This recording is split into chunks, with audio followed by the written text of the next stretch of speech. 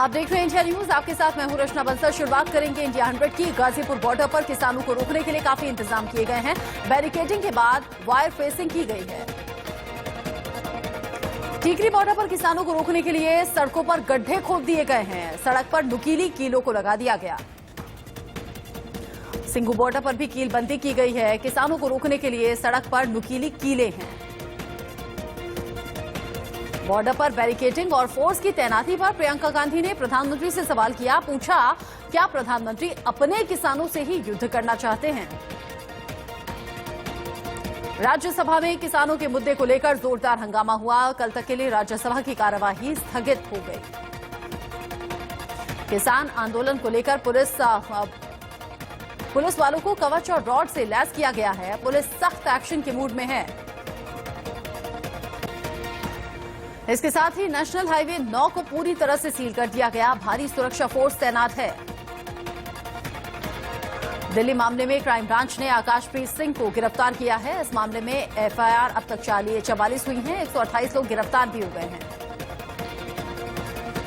किसान आंदोलन को लेकर पंजाब के सीएम कैप्टन अमरिंदर सिंह ने सर्वदलीय बैठक बुलाई, जिसमें किसान आंदोलन को लेकर चर्चा की गई। किसान आंदोलन को लेकर हरियाणा के 7 जिलों में इंटरनेट सेवा बंद कर दी गई है, जिसमें कैथल, पानीपत और जींद शामिल हैं। धरना स्थलों पर वॉइस कॉल को छोड़कर बाकी सभी नेट सेवाओं को बंद कर दिया गया है। किसानों ने इंटरनेट बहाल करने की मांग की। किसानों के मुद्दे पर कांग्रेस ने राज्यसभा में नोटिस दिया। किसानों के मुद्दे पर विपक्ष सरकार को घेरने की तैयारी में है। केंद्र के नए कृषि कानूनों के खिलाफ दिल्ली बॉर्डर पर किसानों का धरना प्रदर्शन जारी है। इस बीच किसान मोर्चा ने 6 फरवरी को देश भर में चक्का जाम का ऐलान किया। किसान 6 फरवरी को देशव्यापी चक्का जाम करेंगे। 6 फरवरी को दोपहर 12 बजे से 3 बजे तक रोड ब्लॉक करेंगे। किसानों का ये चक्का जाम प्रदर्शन स्थलों पर इंटरनेट बैन, बजट में किसानों को नजरअंदाज किए जाने और कई मुद्दों को लेकर है। 5 नवंबर 2020 को देश भर में चक्का जाम के बाद पंजाब और हरियाणा में किसान संगठनों ने दिल्ली चलो आंदोलन का आह्वान किया। किसान नेताओं ने आरोप लगाया कि केंद्रीय बजट 2021-22 में किसानों की अनदेखी की गई है और उनके विरोध स्थलों पर पानी और बिजली की आपूर्ति को बंद कर दिया गया। आंदोलनकारी किसान 3 नए कृषि कानूनों को वापस लेने की मांग कर रहे हैं। वहीं सरकार तीनों कानून में संशोधन के लिए तैयार है। सरकार के कृषि कानून में संशोधन का प्रस्ताव किसान ठुकरा चुके हैं। सरकार और किसान संगठनों के बीच में 11 दौर की बातचीत हुई है। कृषि मंत्री नरेंद्र सिंह तोमर ने नए कृषि कानूनों को 1 से 1.5 साल तक के लिए रोकने का प्रस्ताव दिया, लेकिन किसान एमएसपी की गारंटी और किसान कानूनों को वापस लेने से मांग कर रहे हैं। इससे कम कुछ भी मंजूर नहीं। दिल्ली हाईकोर्ट में जनहित याचिका दाखिल की गई है। इसमें कहा गया है 26 जनवरी और उसके बाद दिल्ली में जिन लोगों को भी गैर कानूनी रूप से पुलिस ने हिरासत में ले रखा है, उनकी तुरंत रिहाई करने का कोर्ट आदेश करे। याचिका में कहा गया है 26 जनवरी और उसके बाद टीकरी, गाजीपुर, सिंघू बॉर्डर से पुलिस ने बहुत सारे लोगों को उठाकर डिटेन कर लिया है, जो पूरी तरह से गैर कानूनी है। इजरायल दूतावास के पास बम ब्लास्ट मामले में जांच के दौरान कुछ अहम सबूत हाथ लगे हैं। जांच एजेंसियां सीसीटीवी फुटेज के आधार पर जांच कर रही हैं। खबर है कि इजरायली एजेंसी मोसाद ने भी दिल्ली पुलिस स्पेशल सेल से कुछ इंफॉर्मेशन शेयर की है। करीब 12 लोगों से पूछताछ हो चुकी है। हालांकि पूछताछ के बाद कुछ लोगों को छोड़ दिया गया, लेकिन कुछ संदिग्धों से अभी भी पूछताछ चल रही है। बीजेपी अध्यक्ष जेपी नड्डा कल 2 दिन के केरल दौरे पर जाएंगे। नड्डा यहां चुनावी अभियान की शुरुआत करेंगे। बिहार में मंत्रिमंडल विस्तार को लेकर बीजेपी अध्यक्ष जेपी नड्डा के आवास पर बैठक हुई। खबर है कि बीजेपी जेडीयू में 50-50 के फॉर्मूले पर सहमति बनी है। कर्नाटक में भी कैबिनेट विस्तार हो सकता है। सीएम बीएस येदियुरप्पा ने बीजेपी विधायकों की बैठक बुलाई है। पंजाब के जलालाबाद में अकाली दल नेता सुखबीर बादल की गाड़ी पर हमला हुआ। कई राउंड गोलियां भी चली। हमले के बाद कांग्रेस और अकाली दल के कार्यकर्ता आपस में ही भिड़ गए। सीबीएसई आज 10वीं और 12वीं बोर्ड परीक्षा का शेड्यूल जारी करेगा। पंचायत चुनाव को देखते हुए एग्जाम जल्द ही हो सकते हैं। एनसीबी की टीम सुशांत सिंह राजपूत के पूर्व असिस्टेंट डायरेक्टर ऋषिकेश पवार से पूछताछ कर रही है। पिछले कई दिन से ऋषिकेश फरार चल रहा था। म्यांमार की सेना ने तख्ता पलट कर दिया। सेना ने देश के सर्वोच्च नेता आंग सान सू की समेत सत्ताधारी पार्टी एनएलडी के तमाम नेताओं को गिरफ्तार कर सत्ता अपने हाथ में ले ली है। म्यांमार की सेना ने 1 साल की इमरजेंसी का ऐलान करते हुए सैन्य प्रमुख मिन आंग लाइंग को सत्ता सौंप दी है। सेना ने इमरजेंसी खत्म होने के बाद चुनाव कराने का ऐलान किया। आंग सान सू की ने कहा, सेना की कार्रवाई देश को फिर से तानाशाही के दौर में धकेल सकती है। सेना के तख्ता पलट के खिलाफ पूरे दिल से प्रदर्शन करें। म्यांमार की सेना ने कहा कि इमरजेंसी की घोषणा करने का कदम देश में स्थिरता सुनिश्चित करने के लिए बेहद जरूरी था। सेना ने चुनाव में धांधली का आरोप लगाते हुए चुनाव आयोग की भी आलोचना की। म्यांमार की संसद में 1/4 सीटें सेना के लिए आरक्षित हैं। नवंबर महीने में हुए चुनाव में आंग सान सू की पार्टी एनएलडी को बड़ी जीत हासिल हुई थी।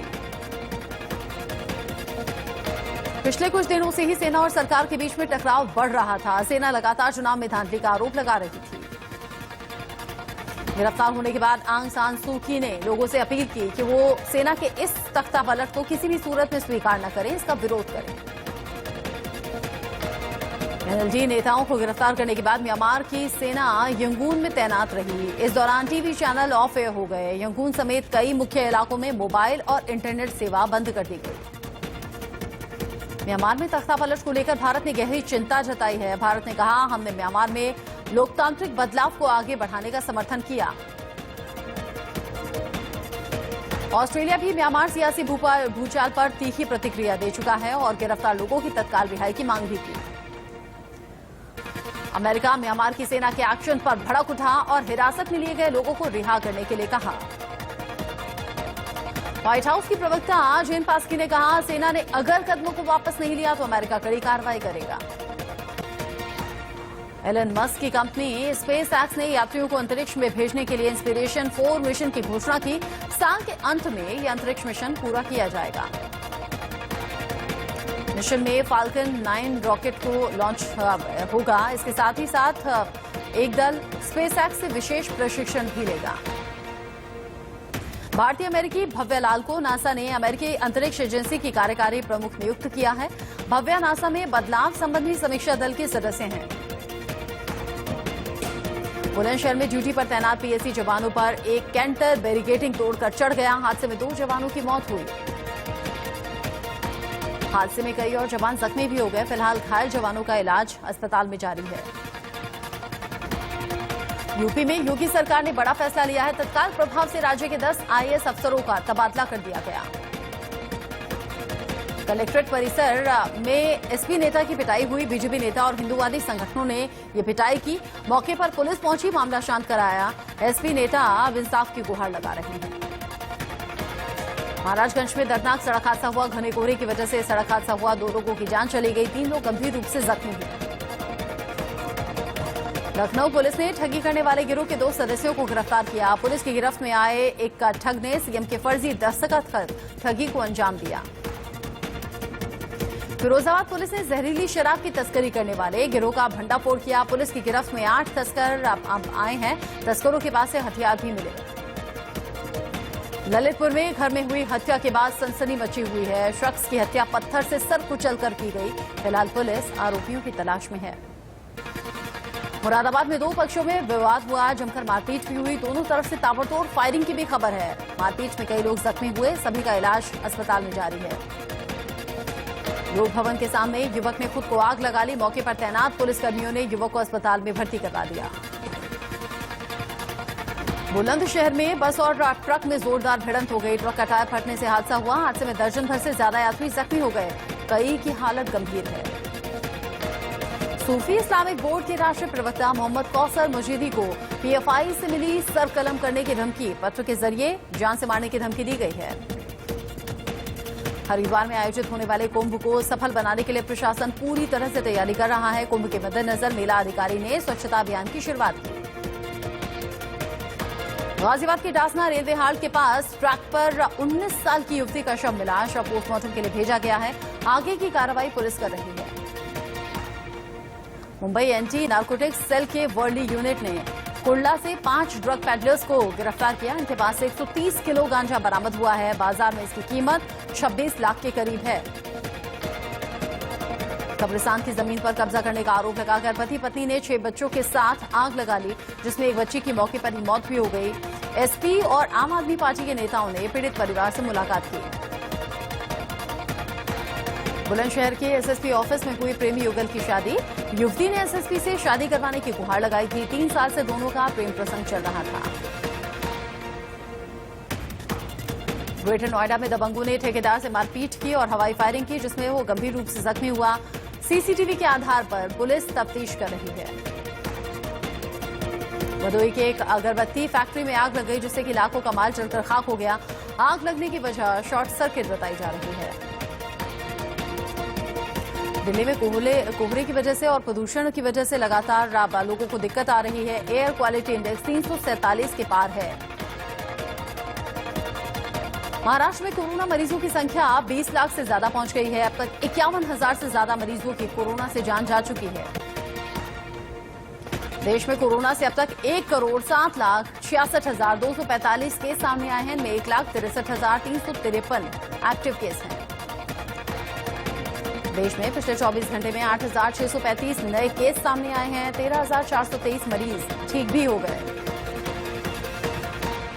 24 घंटे में महाराष्ट्र में 1,948 कोरोना के केस सामने आए। 27 मरीजों की मौत हुई। दिल्ली में 24 घंटे में कोरोना के 121 नए मामले सामने आए हैं। 3 मरीजों की मौत हो गई। दुनिया भर में कोरोना से अब तक 10,37,00,000 से ज्यादा लोग संक्रमित हो चुके हैं, जबकि 22,43,000 से ज्यादा लोगों की मौत हो गई है। फ्रांस में कोरोना के 32 लाख से ज्यादा केस सामने आए हैं। वहीं यहां कोरोना से मरने वालों का आंकड़ा 76,000 के पार पहुंच चुका है। स्पेन में कोरोना से अब तक 28,52,729 लोग संक्रमित हुए हैं, जबकि 59,000 से ज्यादा की मौत हो गई। रूस में कोरोना से अब तक 38,68,087 लोग संक्रमित हुए हैं। 73,000 से ज्यादा की मौत हो चुकी है। कोरोना से ब्राजील में अब तक करीब 2 लाख से ज्यादा लोगों की मौत हो चुकी है, जबकि 92 लाख से ज्यादा लोग कोरोना पॉजिटिव।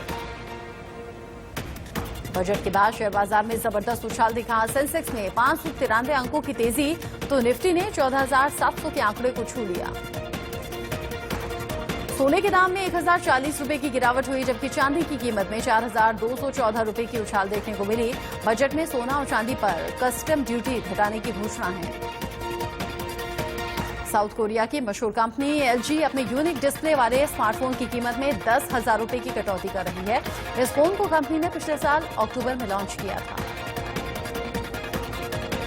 ऑटो कंपनियों के लिए नए साल की शुरुआत अच्छी रही है। जनवरी 2021 में मारुति सुजुकी की बिक्री 16% और टाटा मोटर्स की बिक्री 25% बढ़ी। नेशनल विमेंस रेसलिंग चैंपियनशिप में 50 किलोग्राम वेट कैटेगरी में हरियाणा की मीनाक्षी ने पहली बार गोल्ड मेडल जीता। उन्होंने फाइनल में हरियाणा की हेनी कुमारी को हरा दिया। कप्तान विराट कोहली इंग्लैंड के खिलाफ एक शतक जमाते ही इंटरनेशनल क्रिकेट में सबसे ज्यादा शतक जमाने वाले कप्तान बन जाएंगे। अभी विराट और रिकी पॉन्टिंग इस मामले में बराबरी पर हैं। दोनों के नाम बतौर कप्तान 41 शतक हैं। क्रिकेट प्रेमियों के लिए अच्छी खबर है। इंग्लैंड के खिलाफ 4 टेस्ट मैचों की सीरीज के दूसरे मुकाबले से स्टेडियम में 50% दर्शकों की एंट्री की इजाजत होगी। इंग्लैंड सीरीज के लिए चेन्नई पहुंच चुकी टीम इंडिया ने क्वारंटीन पीरियड पूरा कर लिया है। आज से टीम इंडिया नेट पर प्रैक्टिस करेगी। बार्सिलोना के स्टार स्ट्राइकर लियोनेल मेसी ने क्लब के लिए 650वां गोल दागा। वो ऐसा करने वाले बार्सिलोना के पहले प्लेयर हैं।